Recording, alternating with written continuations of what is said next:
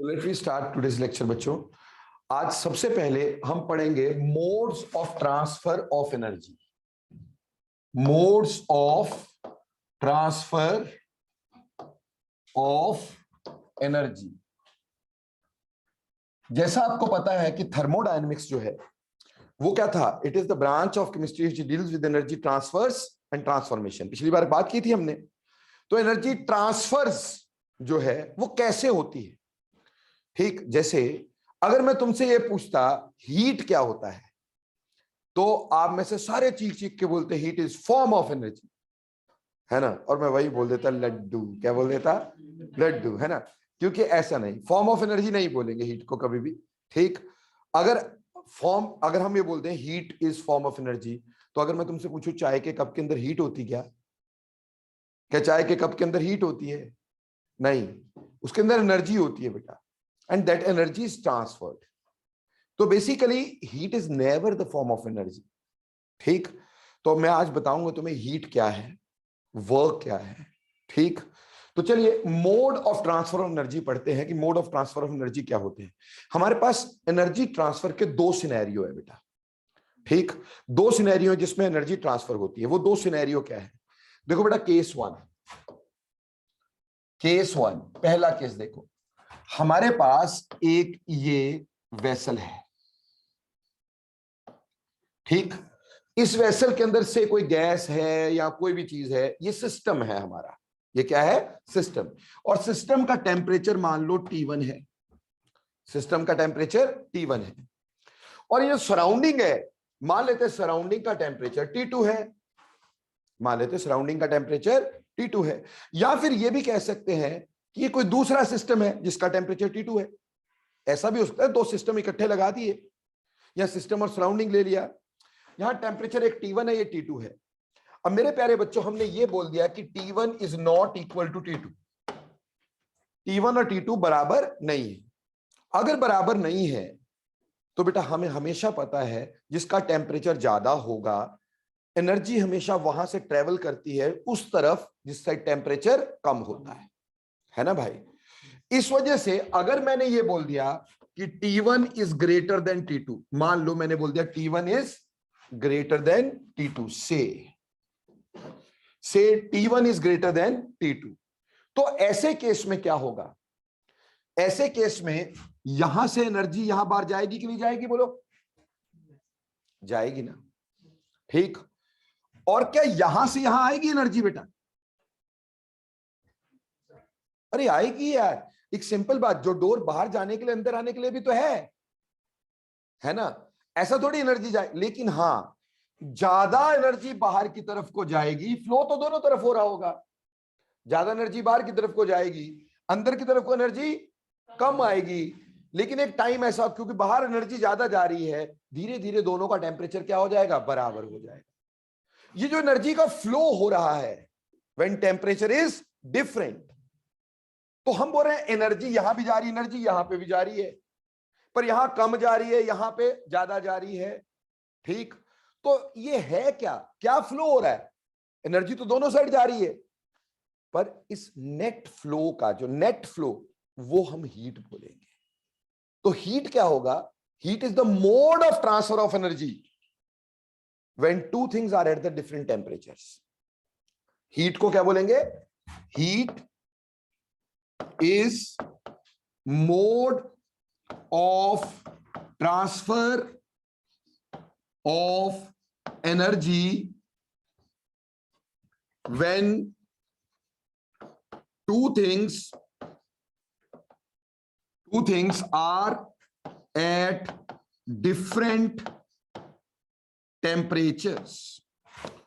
जब दो चीजें डिफरेंट टेम्परेचर्स पे हो, heat is the mode of transfer of energy when two things are at the different temperatures. समझ में आ गई बेटा? हीट को हम लोग क्यू बोलते हैं। क्या बोलते हैं? Q. Heat is defined by, denoted by Q. देखो केमिस्ट्री में हम जनरली इसको स्मॉल क्यू लिख देते हैं, फिजिक्स में आप क्या लिखते हैं? बड़े वाला क्यू भी लिख देते हैं। केमिस्ट्री में जनरली हम इसको क्या करते हैं? स्मॉल क्यू लिख देते हैं। समझ में आ गई बेटे बात? ठीक। अब यहां पे टू थिंग्स क्यों लिखा? बेटा ऐसा हो सकता है कि दो आपके पास क्या हो, सिस्टम हो, एक का टेम्परेचर कम एक का ज्यादा, या सिस्टम एंड सराउंडिंग हो। ठीक है जी, ऐसा हो सकता है। तो इसलिए मैंने दो चीजें बोली है यहां पर, it may be one system one surrounding, it may be two systems at different temperature.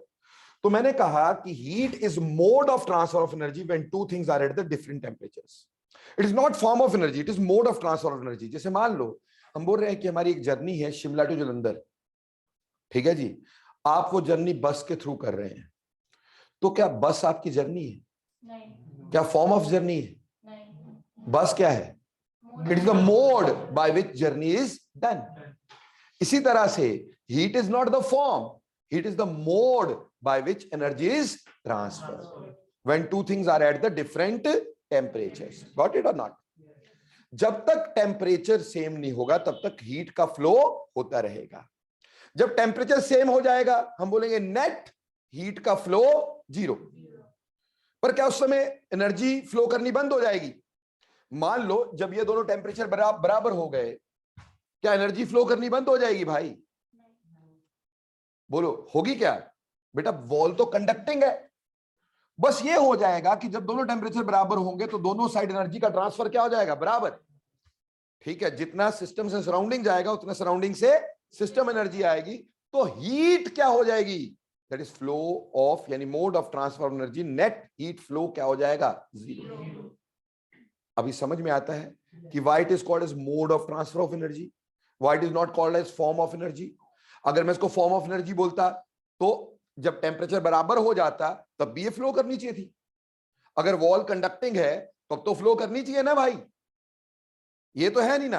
अब टेम्परेचर मान लो सेम हो गया तब एनर्जी इधर उधर तो जाएगी ना यार, ये तो है नहीं एनर्जी नहीं जाएगी। पर हीट जो होगी वो क्या हो जाएगी? वो फ्लो नहीं करेगी। तो हीट तो वो मोड है जिससे ये क्या हो रही थी? ट्रांसफर हो रही थी। समझ में आई? जब तक टेम्परेचर का डिफरेंस था। जब टेम्परेचर बराबर हो गया नेट फ्लो ऑफ हीट क्या हो गया? Zero. Energy still flowing but net flow of heat is zero. Clear हो गया? समझ में आया? ऐसे ही एक केस 2 लेते हैं, केस 2। अब केस 2 में मैंने क्या किया, मैंने एक सिलेंडर ले लिया और इस सिलेंडर पे मैंने एक फ्रिक्शनलेस पिस्टन लगा दी। इस सिलेंडर पे मैंने एक फ्रिक्शनलेस पिस्टन लगा दी। बेटा समझ में आती बात? अब ये फ्रिक्शनलेस मासलेस पिस्टन है, इसके अंदर एक गैस ले लेते हैं और उस गैस का प्रेशर P1 है, गैस का प्रेशर P1 है, और इधर बाहर का जो प्रेशर है वो P2 है।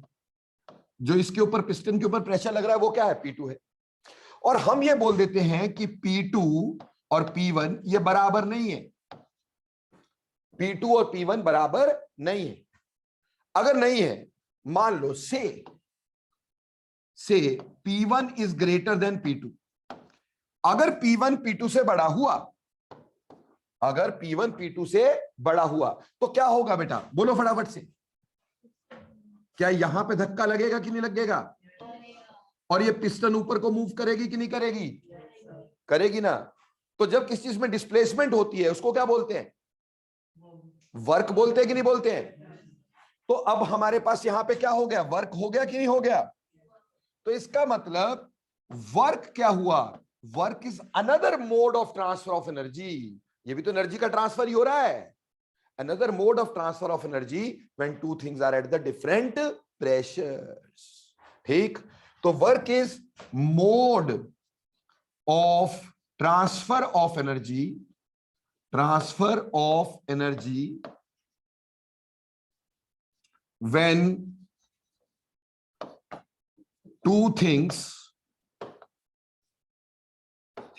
are at different pressures। बेटे जब प्रेशर का डिफरेंस होता है तो एनर्जी ट्रांसफर करती है by the mode of work, और जब टेम्परेचर का डिफरेंस होता है तो एनर्जी ट्रांसफर करती है by the mode of heat. Is it clear? अब वर्क को बेटे हम किससे डिनोट करते हैं? W से। वर्क को किससे डिनोट करते हैं? W से। अब बेटा इन दोनों में, इसमें और इसमें, दोनों फ्लो ऑफ क्या है? एनर्जी। तो इन दोनों के अगर यूनिट्स देखे जाएं तो एनर्जी का यूनिट होने चाहिए, ठीक, क्योंकि they are mode of transfer of energy, तो दोनों के यूनिट सेम होने चाहिए, दोनों एनर्जी का ही एक तरीका है। तो कहने का मतलब दोनों के यूनिट्स अगर देखेंगे तो हम यूनिट्स बोल देंगे या तो जूल्स, ठीक, और या फिर कैलोरीज। अब ऐसा होता है फिजिक्स वाले सर आपको बताएंगे कि जी हीट के यूनिट कैलोरी और वर्क के यूनिट मोल, जूल्स रादर, है ना भाई, फिजिक्स में यही पढ़ाते ना। लेकिन हम क्या बोल रहे हैं, हम बोल रहे हैं कि ये दोनों एनर्जी ही है, एनर्जी के ट्रांसफर के मोड हैं, तो दोनों के यूनिट्स हमारे लिए सेम है। मैंने पहले बोला फिजिक्स को अलग रखना, केमिस्ट्री को अलग रखना, तो हमारे पास यूनिट्स दोनों के क्या होंगे, ईदर जूल्स और कैलोरीज। और ये आपको शायद पता होगा कि 1 calorie is how much joules, 1 calorie is how much joules, 1 calorie 4.184 joule, यही बोलते ना, जूल्स कोएफिशिएंट बोलते हैं इसको कि नहीं, है ना। 1 कैलोरी 4.184 जूल्स के बराबर होती है, ठीक। तो ये हमारे पास, इसको तुम चाहे हीट को जूल्स में दे दो, कैलोरी में दे दो, केमिस्ट्री में फर्क नहीं पड़ेगा, और वर्क को भी ऐसे लिख दो। अब दो चीजें हो सकती है बेटा, यहां पर ध्यान देना, बहुत इंटरेस्टिंग चीजें हैं आज। दो चीजें हो सकती है, एक ऐसा हो सकता है heat is given by the system, heat system ने दी, मतलब पहला केस 1 ये हो सकता था बेटा कि यहां पे T1 is greater than T2, T1 is greater than T2। अगर T1 और T2 अलग अलग हैं और हमने पहले बोल दिया कि T1 is greater than T2, इसका मतलब क्या होगा, ये ज्यादा बड़ा है तो हीट बाहर जाएगी कि नहीं जाएगी, तो हम क्या बोलेंगे, heat is given by the system here, bye the system, यानी हीट रिलीज्ड है, हीट रिलीज्ड है कि नहीं है। केस 2 ऐसा हो सकता है T1 is less than T2, अगर T1 is less than T2 तो क्या होगा, अंदर जाएगी हीट, सो क्या होगा, heat is taken by the system, heat is taken by the system, isn't it? ठीक है। इसी तरह से यहां पे भी दो केस हो सकते हैं भाई, हो सकते कि नहीं। Case one P1 is greater than P2, अगर P1 P2 से ज्यादा बड़ा हुआ तो क्या होगा, पिस्टन अपवर्ड मूव करेगी, तो वर्क किसने किया, सिस्टम ने किया, ये हमारा सिस्टम था, है ना, और उसने पिस्टन को धकेला तो वर्क सिस्टम ने किया। तो ऐसे केस में हम बोल सकते हैं work is done by the system, work is done by the system, isn't it, सही बोल रहा हूं भाई। वहीं पर अगर मान लो केस 2 में हमने बोला P1 is less than P2, बाहर का प्रेशर ज्यादा है, बाहर का प्रेशर ज्यादा है तो पिस्टन अंदर जाएगी कि नहीं, तो वर्क किसके ऊपर होगा, सिस्टम पे होगा, तो work is done by the surrounding on the system. तो अब क्या हो जाएगा, work is done on the system. बोलो बेटे, बात समझ में आ रही है। अब बात क्या है कि बार बार अगर मेरे को ये लिखना पड़ेगा, heat is given by the system, heat is absorbed bye the system, work is done by the system, work is done on the system, तो देश की बहुत सारी इंक बर्बाद होगी ना। अब हम उस इंक को बचाना चाहते हैं, तो हमने क्या किया, उस इंक को बचाने के लिए कुछ साइन कन्वेंशंस रख ली, ठीक। साइन कन्वेंशन क्या रखी, हमने बोला कि अगर heat is given by the system, अगर आपका सिस्टम हीट दे रहा है यानी रिएक्शन एक्सोथर्मिक है, तो हमने उसके लिए -Q दे दिया। क्या दे दिया, -Q। माइनस का मतलब क्या हो जाएगा कि हीट इज गिवन है, और वहीं पर हीट इज टेकन के लिए हमने बोल दिया +Q, हीट इज टेकन के लिए क्या बोल दिया, +2। वैसे ही work done by the system, जब सिस्टम ने किया तो -W लिख दिया, जब सिस्टम ने किया तो माइनस का मतलब work done by the system, और अगर वर्क सिस्टम पे हुआ तो प्लस कर दिया। सर फिजिक्स में उल्टा पढ़ाया सर, है ना, फिजिक्स में बोला वर्क डन अगर बाय द सिस्टम होता है तो आप क्या बोलते हो, प्लस, और work done on the system होता है तो क्या बोलते हो, माइनस। एक्चुअली 200 साल तक हम भी चोर थे। ठीक, केमिस्ट्री वालों ने 200 साल तक यही साइन कन्वेंशन यूज की थी जो कि फिजिक्स वालों थी, फिजिक्स वालों की साइन कन्वेंशन यूज की थी, इसलिए हायर केमिस्ट्री में आज भी वही चलती है। ठीक, पर क्या हुआ, हमें अक्ल आ गई जल्दी। ठीक, हमें समझ में आ गया कि नहीं यार ये गलत है। ठीक, गलत क्यों है? ऐसा नहीं कि फिजिक्स गलत है, ऐसा नहीं कि केमिस्ट्री गलत है। बात यह है कि फिजिक्स वालों ने इंजन बनाने थे, उन्होंने इंजन के ऊपर काम करना था, उन्होंने ये था कि इंजन चल रहा है जी, इंजन बनाना है उन्होंने, है ना। तो उनके लिए वॉल्यूम मैटर करती थी। क्या मैटर करती थी? वॉल्यूम। उनको ये होता था वॉल्यूम बढ़ गया तो हम पॉजिटिव ले लेंगे, वॉल्यूम कम हो गया हम नेगेटिव ले लेंगे। ठीक, तो वर्क जब सिस्टम करता था वॉल्यूम बढ़ता था, वॉल्यूम बढ़ता था तो क्या कह देते थे? पॉजिटिव। जब सिस्टम पे वर्क करते थे तो वॉल्यूम कम हो जाता था, वो क्या बोल देते थे? नेगेटिव। तो वॉल्यूम को रोकते थे।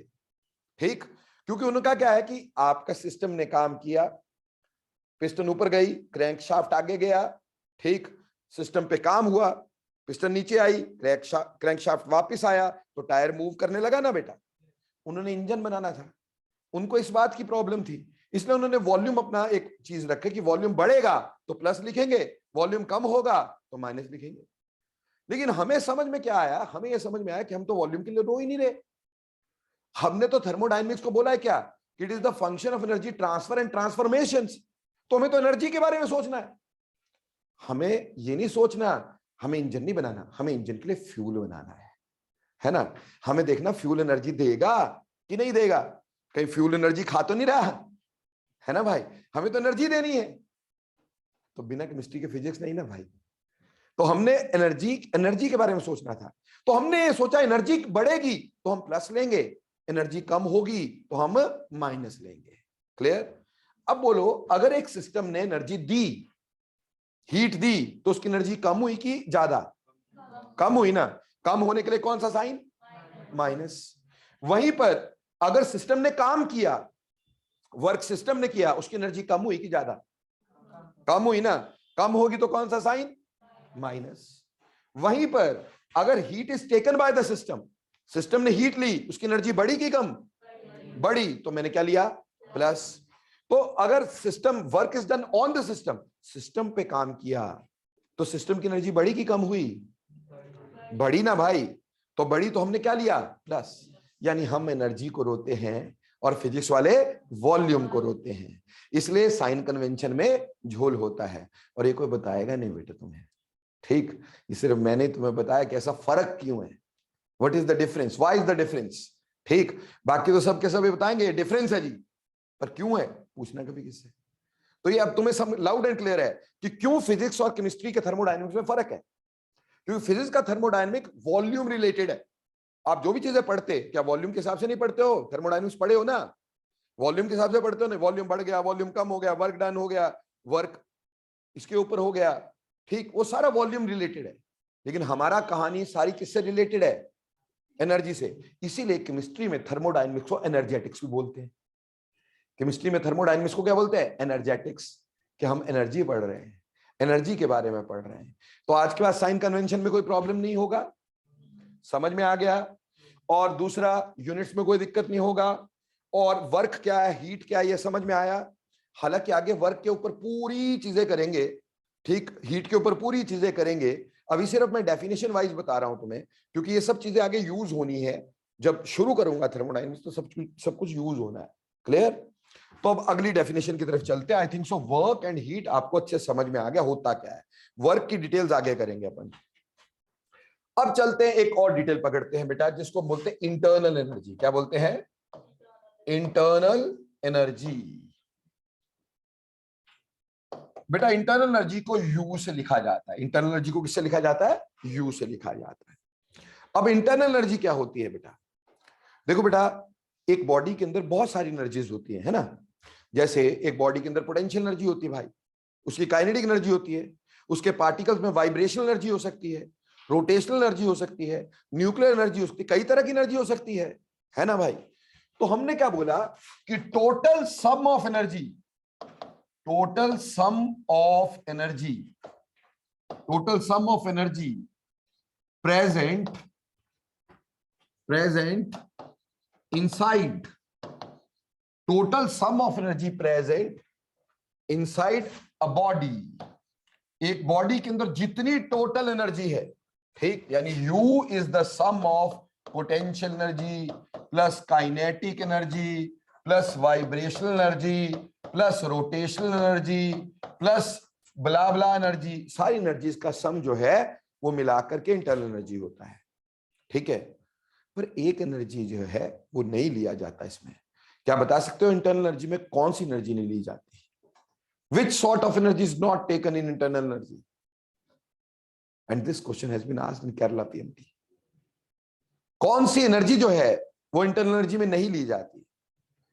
बेटा, energy arising due to the gravitational pull, energy arising due to gravitational pull, gravitational pull is not taken in internal energy. Internal energy में energy arising due to gravitational pull नहीं ली जाती। अब आप पूछो कि क्यों नहीं ली जाती भाई, क्यों नहीं ली जाती है? क्योंकि बेटा ये किसी बॉडी की इनहेरेंट एनर्जी नहीं है। देखो बेटे, ये ग्रेविटी पे डिपेंड कर रही है, तो मून पे मेरी इंटरनल एनर्जी अलग हो जाती है अगर मैं इसको ले लेता, ठीक है। इक्वेटर पे अलग हो जाती, पोल्स पे अलग हो जाती, यहां अलग हो जाती, जहां ग्रेविटी का फर्क आया वहां अलग हो जाती है। ये बॉडी की इनहेरेंट एनर्जी नहीं है, ये एक्सटर्नल फीचर की वजह से है। और इंटरनल एनर्जी क्या होती है? इनहेरेंट एनर्जी होती है। इसलिए कई बार इंटरनल एनर्जी को बेटा हम लोग इनहेरेंट एनर्जी का नाम भी देते हैं, इनहेरेंट एनर्जी, और या फिर इसको बेटा इंट्रिंसिक एनर्जी भी बोलते हैं। इसको हम इंट्रिंसिक एनर्जी भी बोलते हैं, intrinsic energy. So this is also called as intrinsic energy. So internal energy, inherent energy, intrinsic energy सब एक ही बात है, ठीक। It is total sum of energy present inside a body and energy arising due to gravitational pull is not taken in internal energy. बोलो clear? Now, absolute value of internal energy can never be measured. Absolute value of internal energy, absolute value of internal energy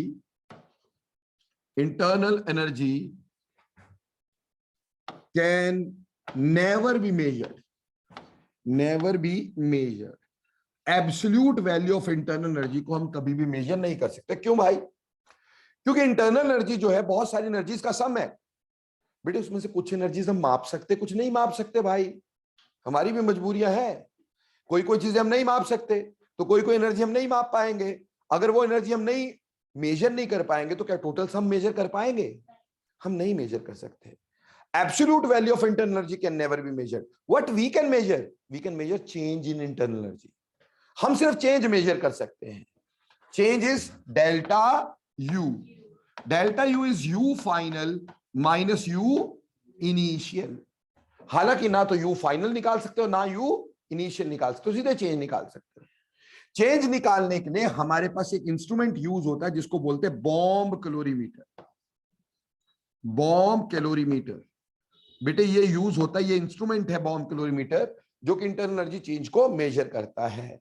और internal energy change को major करता है ये देखने के लिए, bomb calorimeter जानने के लिए पहले हमें कुछ और डेफिनेशंस के बारे में जाना पड़ेगा, तब जाके हम यहां तक वापस आएंगे। पर एक बात जो यहां पे मैं बहुत क्लियर कर देना चाहूंगा, ये जो डेल्टा यू है, ठीक, इसको बेटे बेसिकली फ्यूचर में हम इसको प्रूव करेंगे कि इट इज हीट गिवन और taken at constant volume.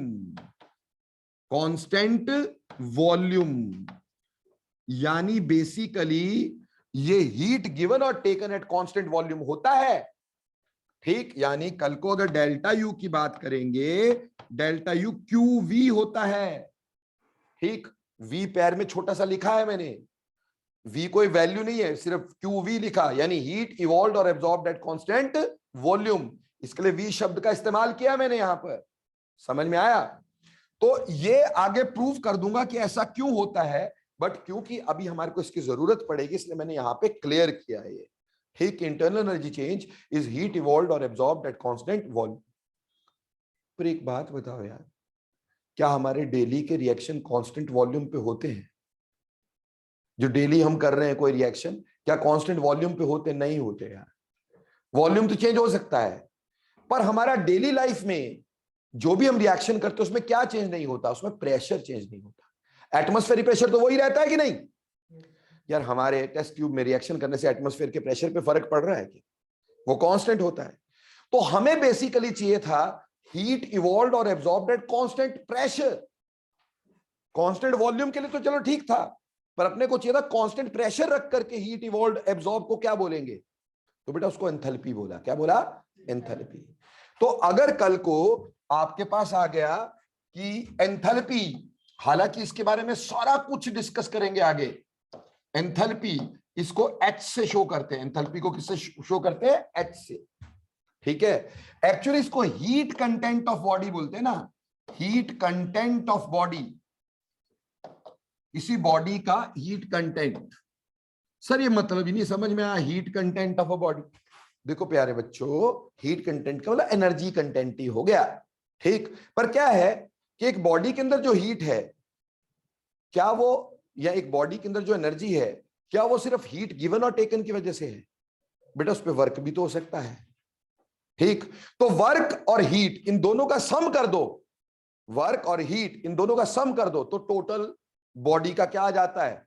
Heat content आ जाता है। तो उसको हम एंथैल्पी बोलते हैं। अब इसमें भी हम डेल्टा एच ही माप सकते हैं। Delta H is H final minus H initial. ठीक है जी, क्लियर? और ये जो डेल्टा एच है दैट इज हीट इवॉल्व्ड और एब्जॉर्ब्ड, इवॉल्व्ड और एब्जॉर्ब्ड एट कांस्टेंट प्रेशर। बेटा ये कांस्टेंट प्रेशर पे, ठीक, हीट इवॉल्व्ड और एब्जॉर्ब्ड वो हम निकालते हैं बेटा जी। तो उम्मीद करता हूं ये बात तो क्लियर हो गई तुम्हारे को कि नहीं हो गई? तो डेल्टा एच क्या होता है, डेल्टा यू क्या होता है? I think so very very clear. हाँ जी, इसके बारे में सारी डिटेल्स आगे, अभी डिटेल्स नहीं, अभी सिर्फ डेफिनेशंस को जोड़ रहे हैं ताकि पढ़ने में दिक्कत ना आए। बोलो क्लियर? अब चलते बेटा अगली बात पर। अगली बात हम पढ़ेंगे यहां पे हीट कैपेसिटीज क्या होती है। क्या पढ़ेंगे? हीट कैपेसिटीज क्या होती है। हीट कैपेसिटी, हीट कैपेसिटी तो मेरे प्यारे बच्चों ने फिजिक्स में हीट कैपेसिटी तो पढ़ ही लिया होगा। इसको हम सी से क्या करते हैं? सी से डिनोट करते हैं। दिस इज डिनोटेड बाय सी। ठीक, अब हीट कैपेसिटी क्या होती है बेटा? Heat capacity is heat required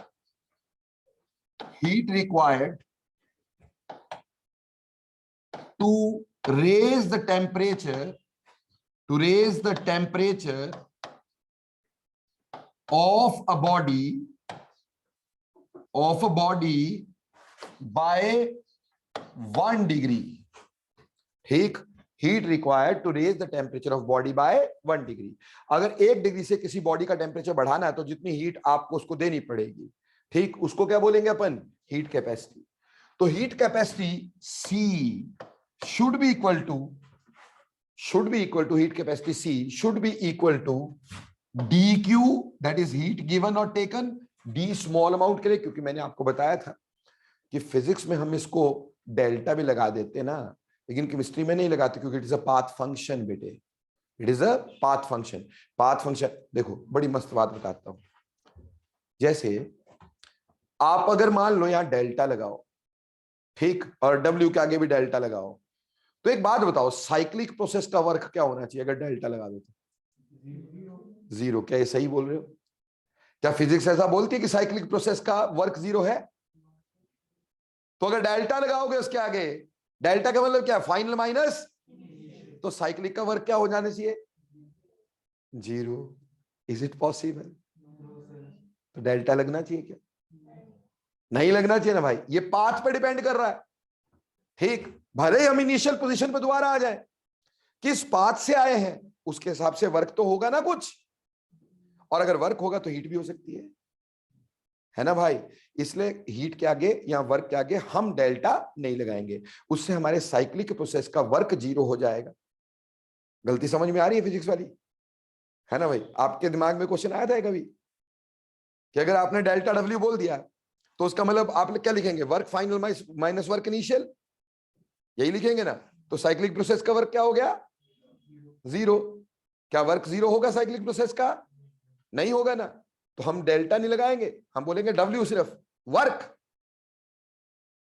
अब उसके लिए इनिशियल फाइनल नहीं ना भाई, वो तो पाथ पे डिपेंडेंट है।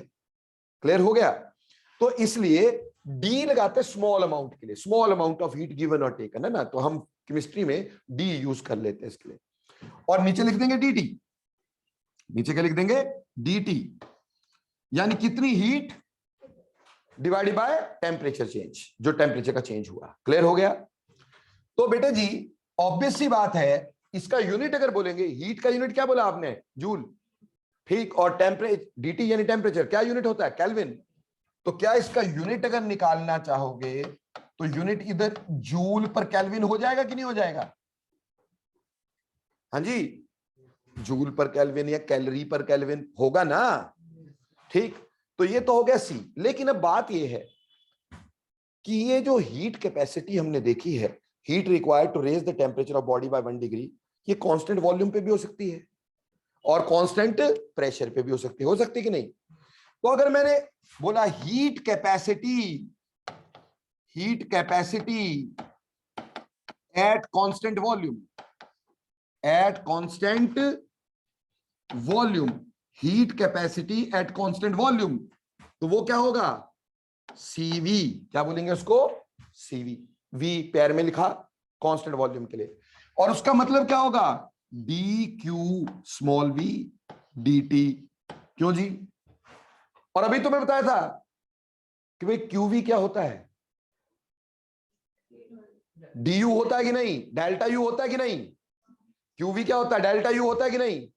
तो क्या इसकी जगह मैं D you by D T लिख सकता हूं, तो CV is D you by D T.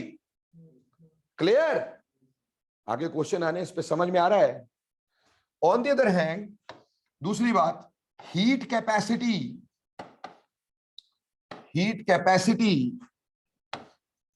Eight constant pressure,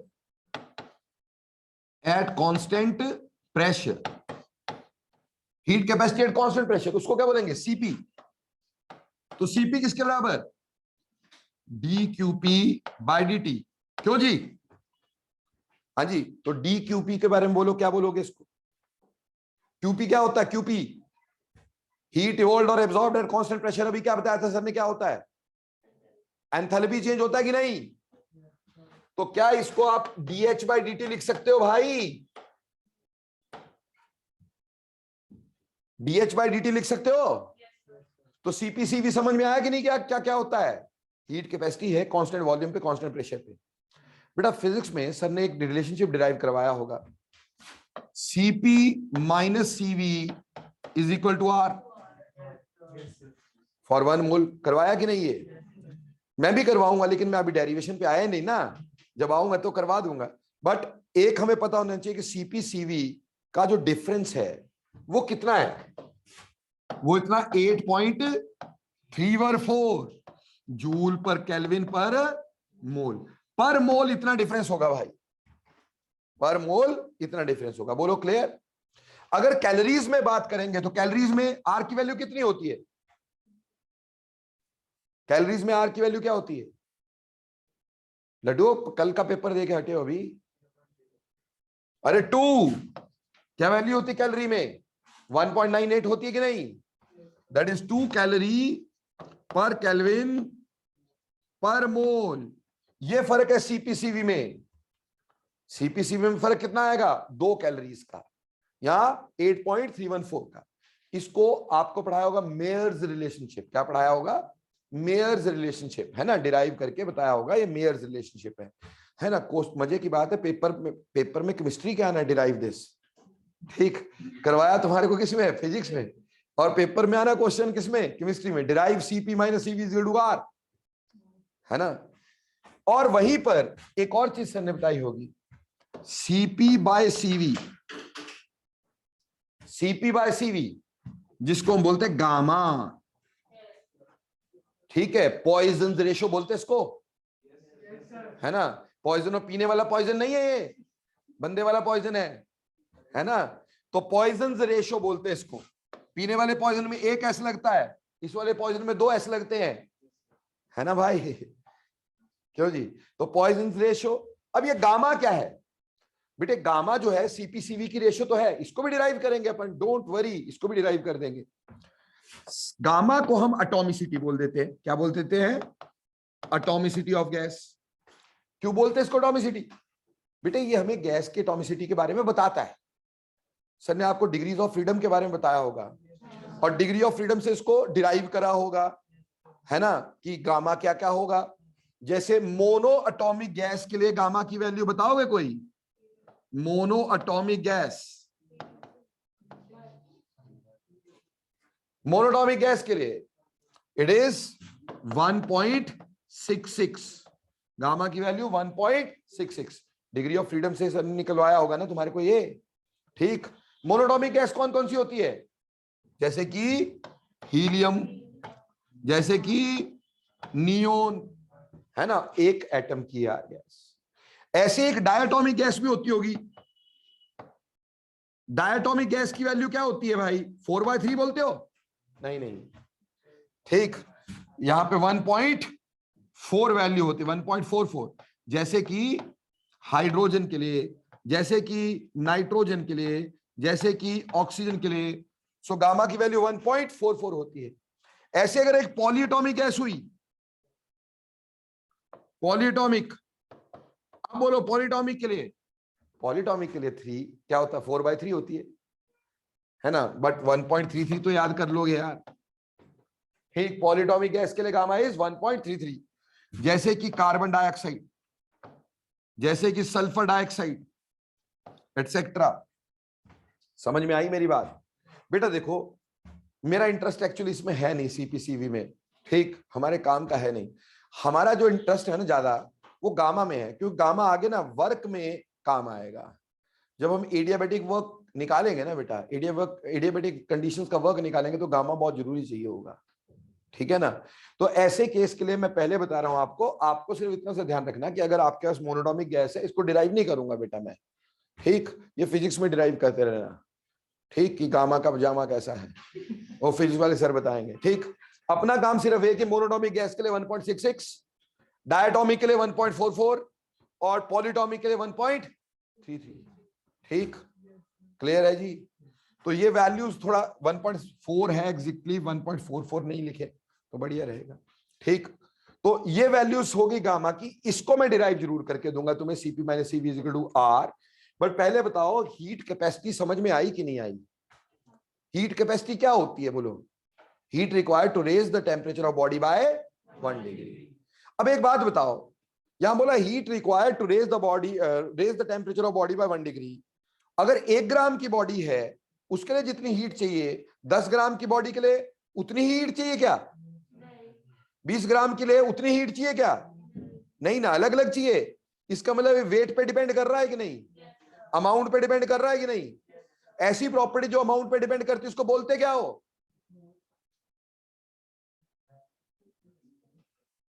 Laddu ना हो, अरे एक्सटेंसिव प्रॉपर्टीज क्या बोलते हैं, एक्सटेंसिव प्रॉपर्टी। तो ये प्रॉपर्टी अमाउंट पे डिपेंड कर रही है, इसलिए हीट कैपेसिटी एक्सटेंसिव होती है लड्डुओ। तो बात में समझ में आ गई होगी कि नहीं आई होगी। अब हम बात करते हैं इससे आगे, इससे अगली डेफिनेशन हमारे पास आती है स्पेसिफिक हीट कैपेसिटी।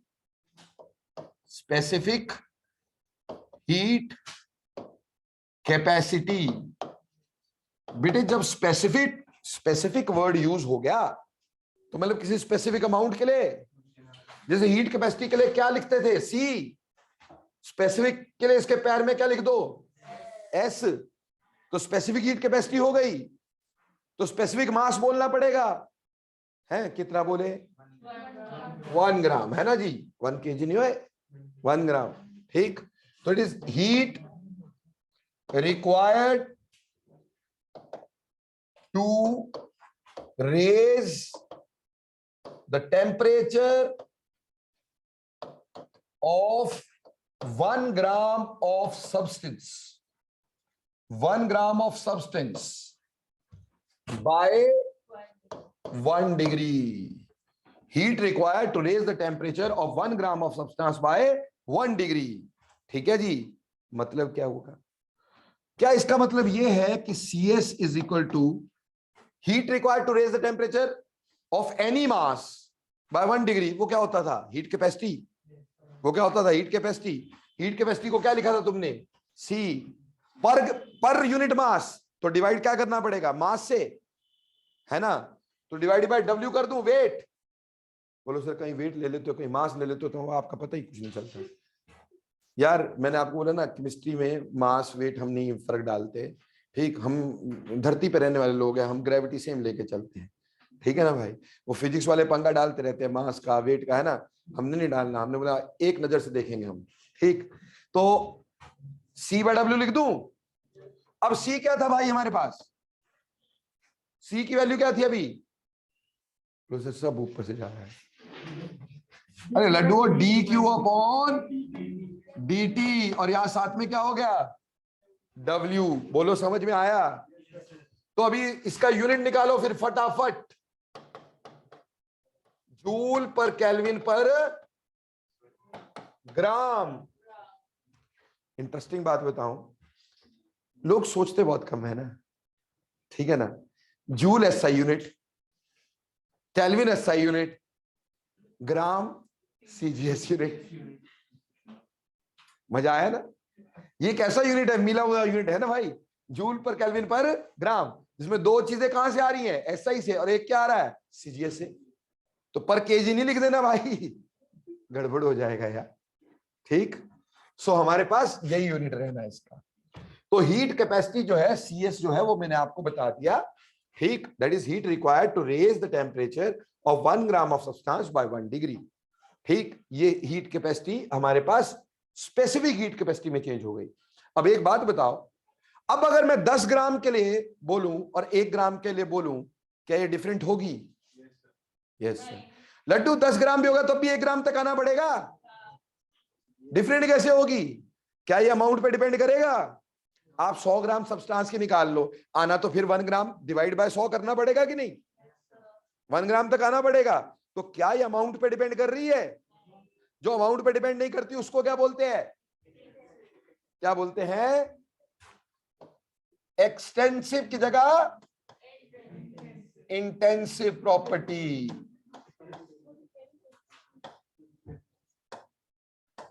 मेरे को लगता है आज थोड़ा सा ना उसमें नहीं हो, सेंसेस में, ऐसा कुछ लग रहा है। फिजिक्स का डोज तगड़े वाला लग गया आज।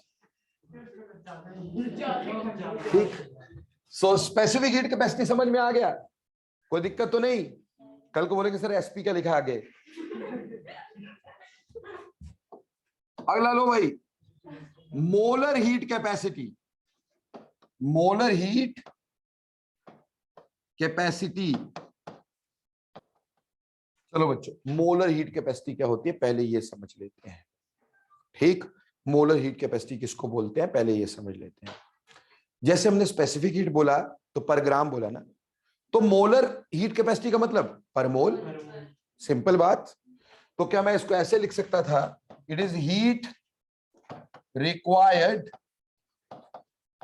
required to raise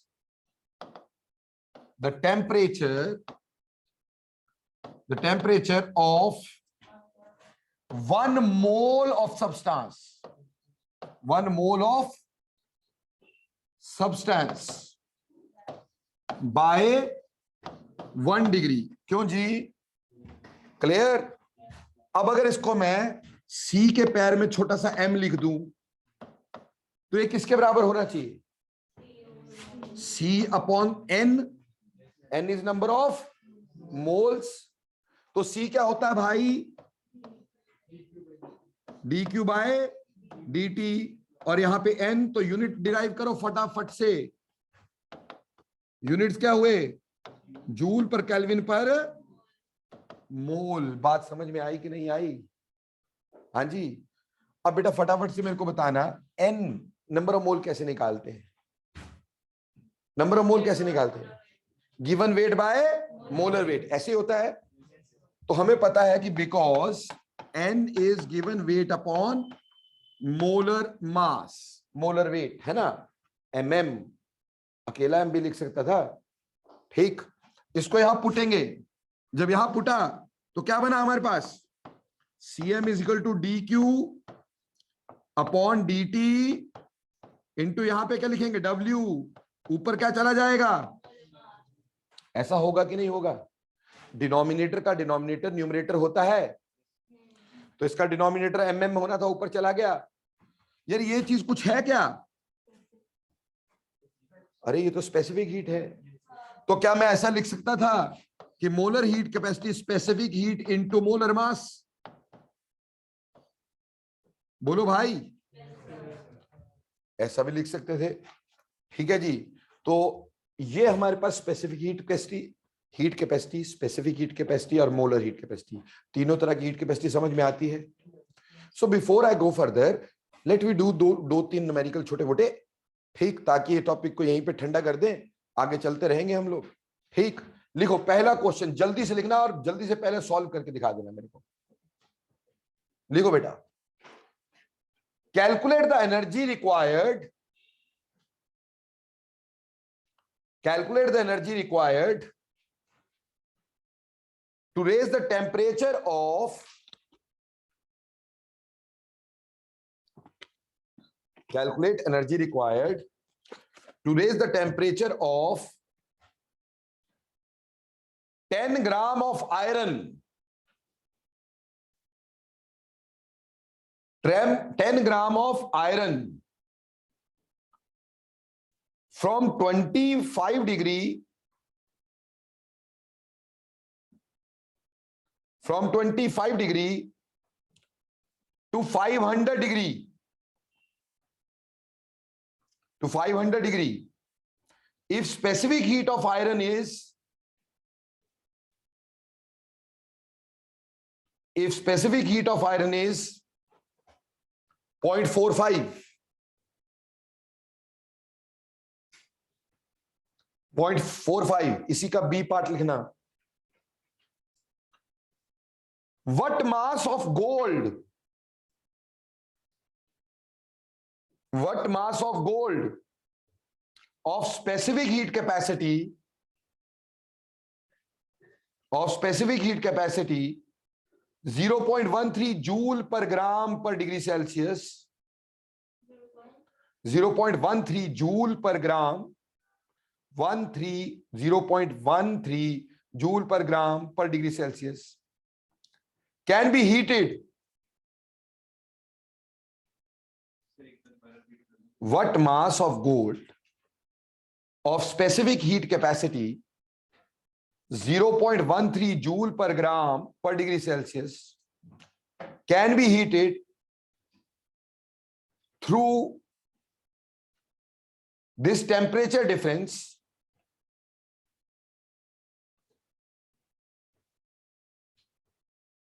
given in first question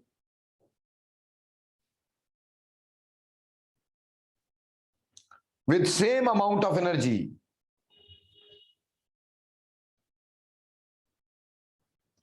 with same amount of energy। चलो ये दोनों क्वेश्चन सॉल्व करो जरा, लगाओ अपना भेजा। अगर भगवान ने थोड़ा सा दिया है तो जल्दी लगा दो। नहीं दिया है, पहले मुंडी मार रहा हो।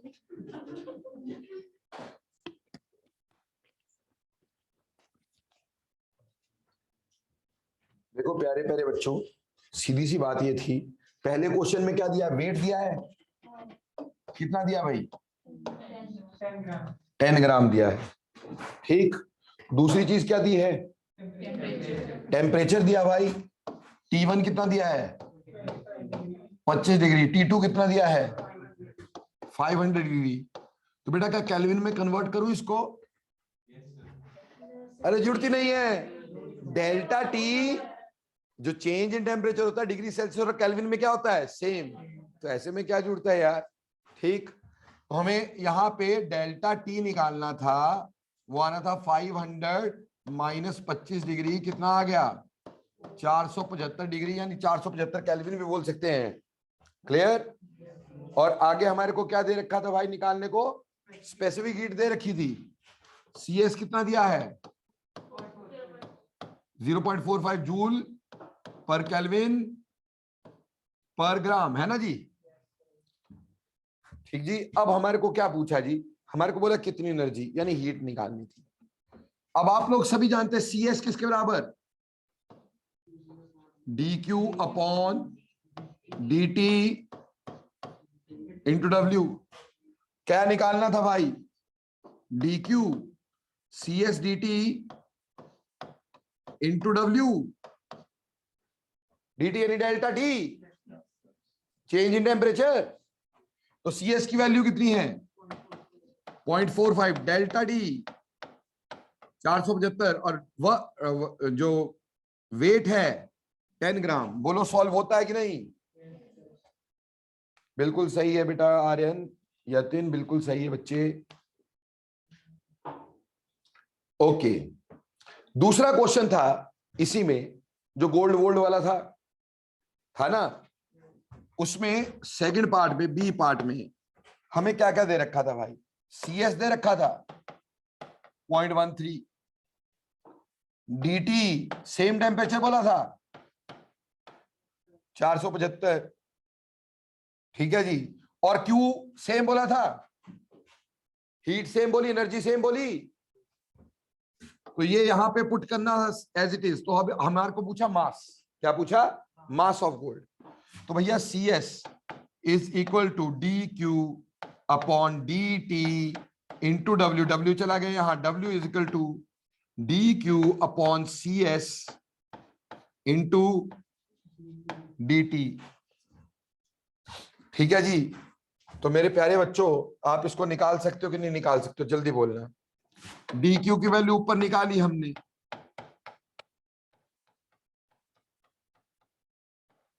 CS यहां पे दिया 0.13, डेल्टा टी 475। बोलो बेटा सॉल्व हो जाएगा कि नहीं हो जाएगा। किसी के पेट में किस तरह की दर्द हो बताए, क्लियर है।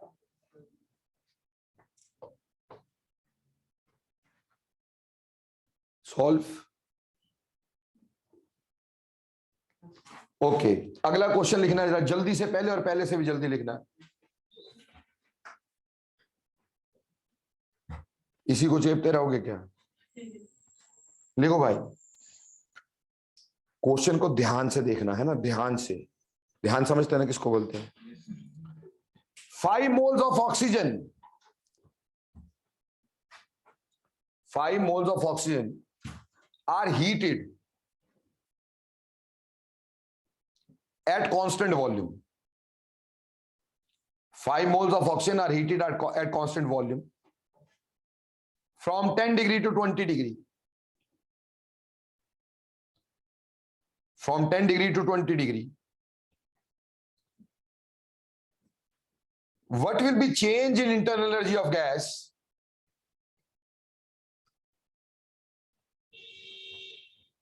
what will be change in internal energy of gas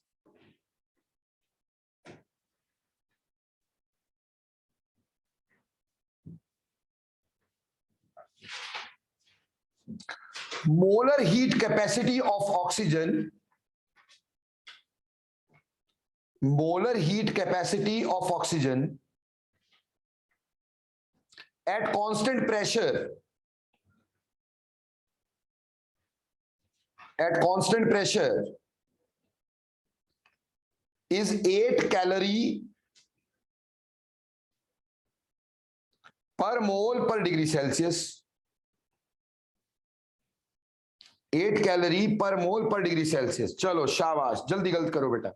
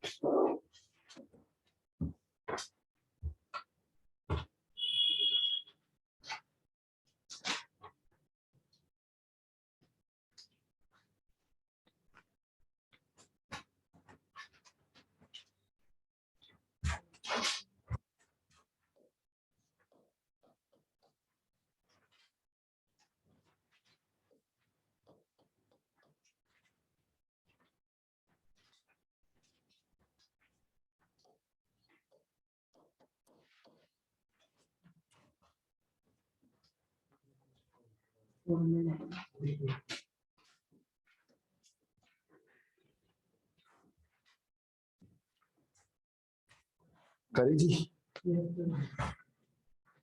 करने जी।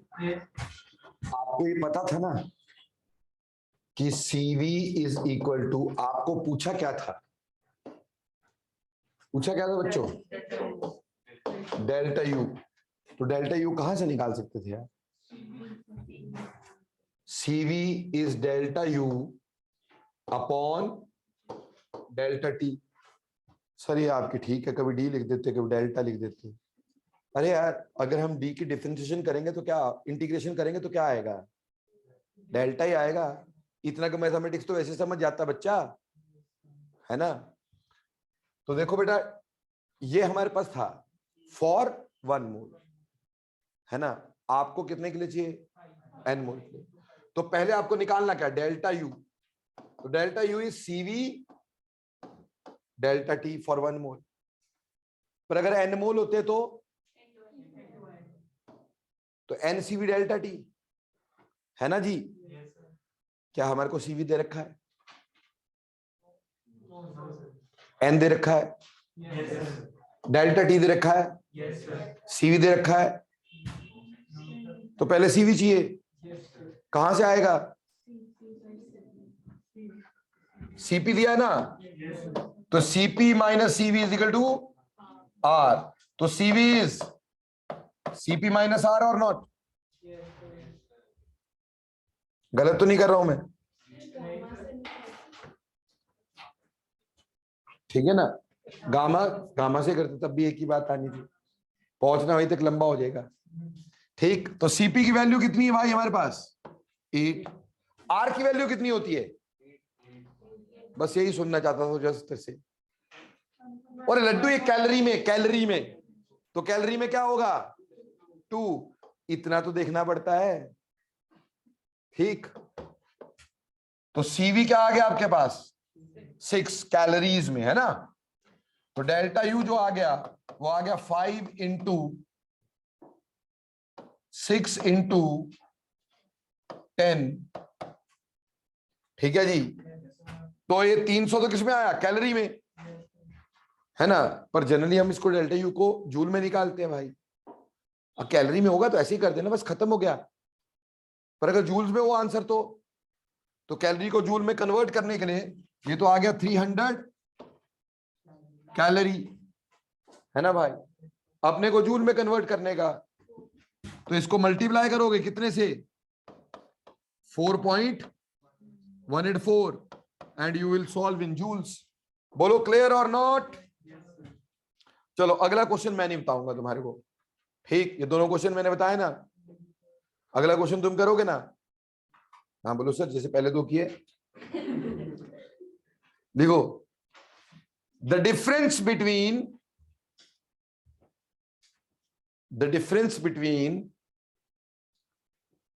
specific heat at constant pressure and constant volume is 500 joule per kg per Kelvin.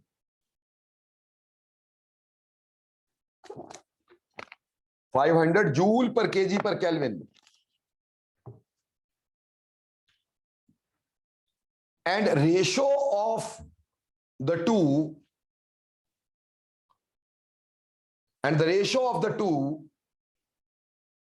is 1.6.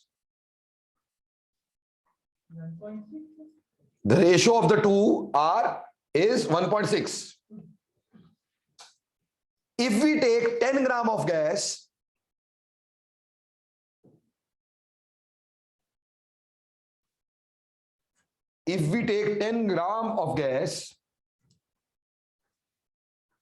and its temperature changes from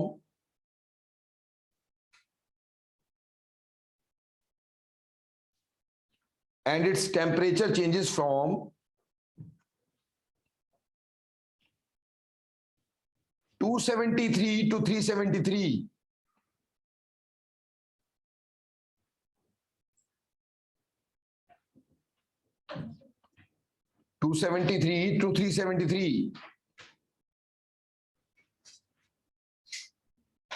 Find its internal energy change.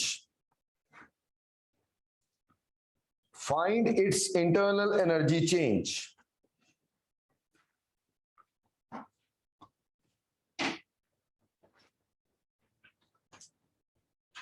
Molar heat capacity of gas. Molar heat capacity of gas is also to be found. Is also to be found if molar mass of gas is, if molar mass of gas is 100. If molar mass of gas is 100. काके दुनिया change कर दी मैंने इसमें। कैसे?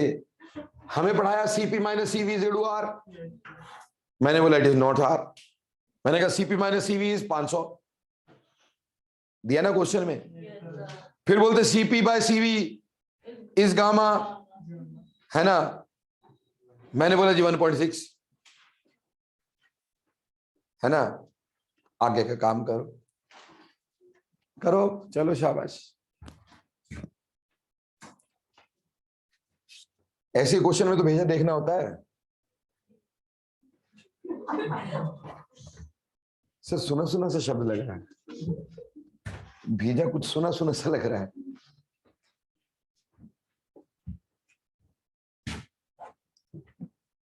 दोबारा बता दूं क्या क्या है।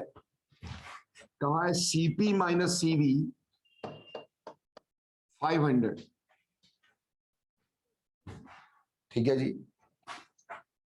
उसके बाद ये भी बोला कि Cp by Cv 1.6। T1 temperature था 273, T2 टेम्परेचर था 373। Mass of gas weight is 10 gram, ठीक है जी। मॉलिक्यूलर मास भी दे दिया गैस का 100 ग्राम। और तुमसे एक तो पूछा डेल्टा यू, दूसरा पूछा Cm। अब तो क्वेश्चन वैसे क्लियर हो गया होगा।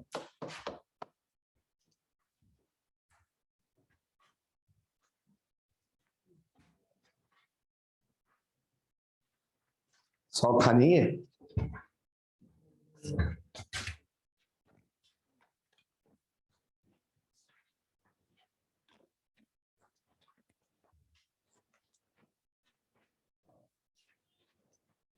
वंश अभी बताता हूं बेटा आंसर।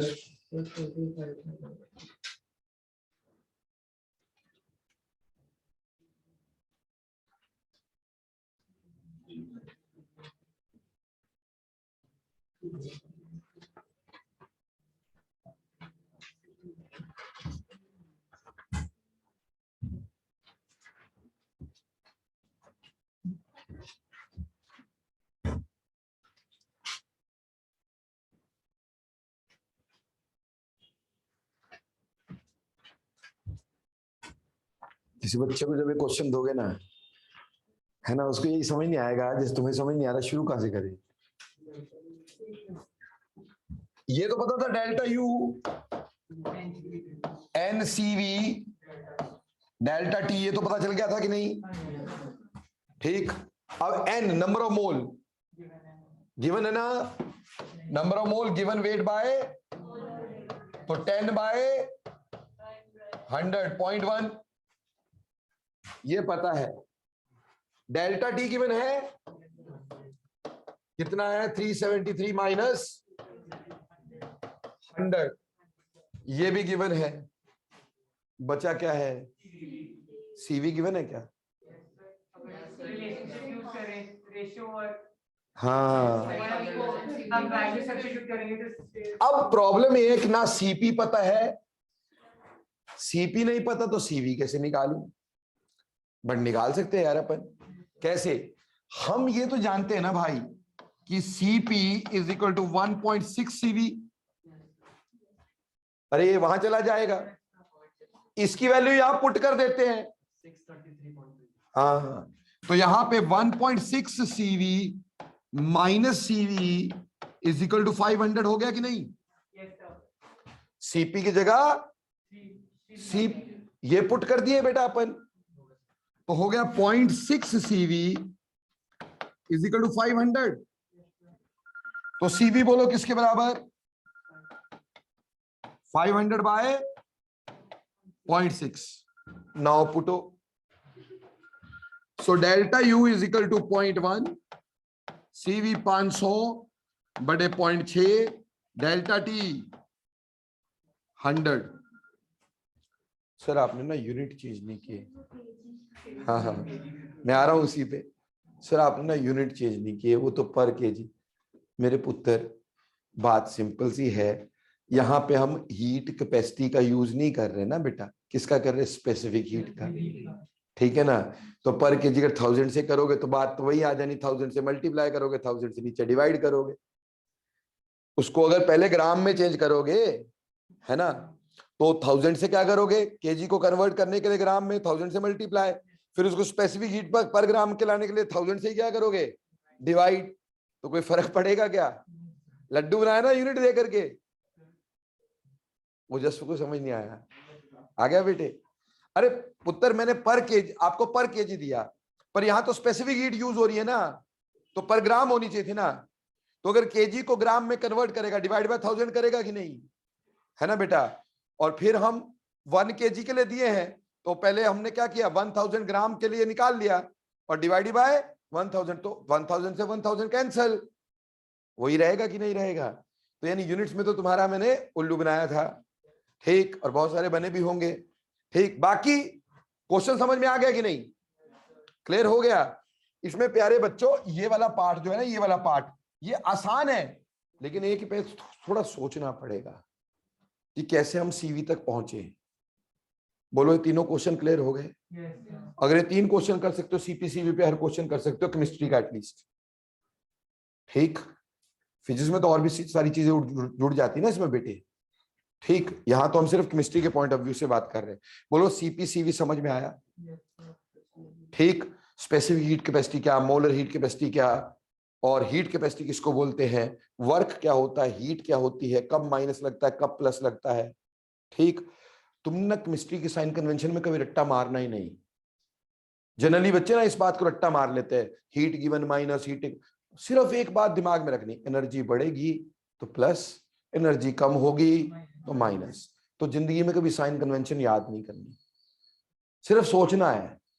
एक एक्सोथर्मिक रिएक्शन है, हीट बाहर जा रही है, तो अब बताओ एनर्जी बढ़ी की कम हुई? कम हुई ना, तो माइनस की प्लस, तो एक्सोथर्मिक के लिए क्या लगेगा? माइनस, है ना। तो ये प्लेनली सोचने का, ज्यादा कुछ नहीं, ठीक बेटे। टाइम तो अभी मेरे पास था और ना, इसके बाद हम शुरू करेंगे थर्मोडायनेमिक्स। अभी तक तो हम सिर्फ क्या कर रहे थे? डेफिनेशंस के साथ खेल रहे थे, ठीक, कि कौन सी डेफिनेशन क्या है। अब हमारा काम शुरू होगा, तो काम में सबसे पहले काम ही होगा, यानी work. So we will be discussing work in details, लेकिन वो फिर एक ही बार में आएगा सारा का सारा, ठीक। तो बेटा आज इतना ही रोकते हैं, पर कल रात को आपकी 9 बजे क्लास है ना?